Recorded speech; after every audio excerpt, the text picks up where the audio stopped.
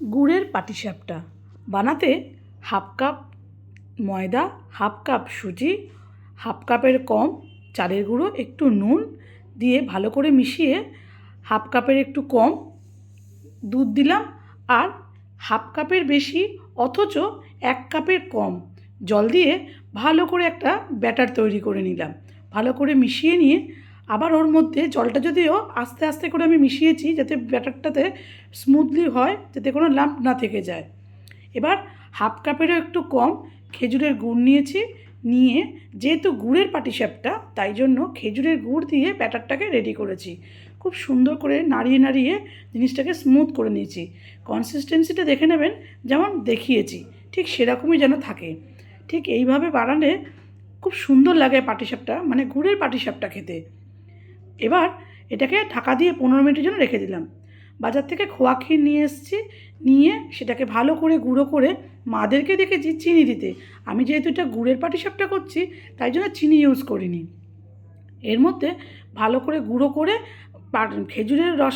খেজুরের গুড়ের যে মানে লিকুইড অংশটা সেটা দিয়ে ভালো করে মিশিয়ে একটা মণ্ড মতো তৈরি করে নিয়েছি। দেখুন যেরকম করেছি, এটা শুধু শুধু খেতে কিন্তু হেভি লাগে। করে হাতে একটু দু হাতে ঘি লাগিয়ে এরকম লম্বা লম্বা করে একটা পুরের মতো তৈরি করে নিয়েছি।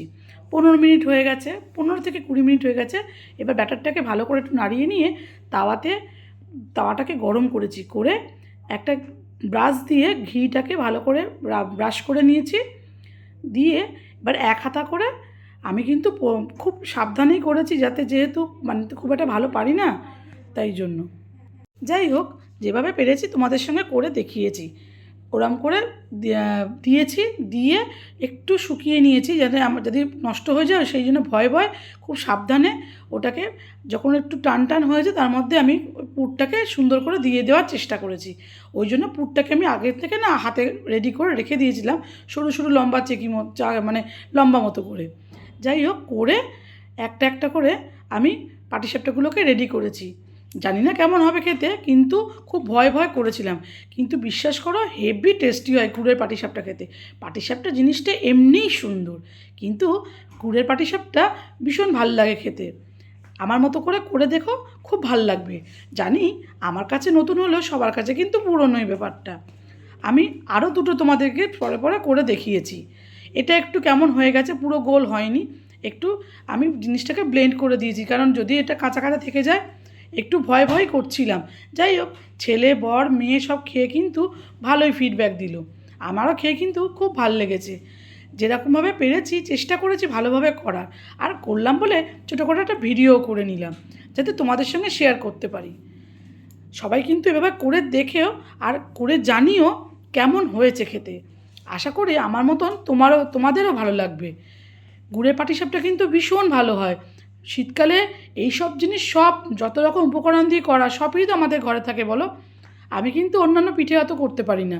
সকালে একটু গুড় দিয়ে মানে রসগোল্লা দিয়ে একটু পায়েস করেছিলাম, আর বিকেলবেলা বসে বসে কী করবো, পাটিসাপটা ভালো লাগে খেতে, পাটিসাপটা করে ফেললাম। পাটিসাপটা করলাম, ছোটো করে ভিডিও করলাম। কেমন লাগলো কিন্তু অবশ্যই জানিও। হ্যাঁ, আমি কিন্তু বারবার করে বলছি, আমি চেষ্টা করেছি তোমাদের সঙ্গে ভালো করে তৈরি করে তোমাদেরকে দেখানো।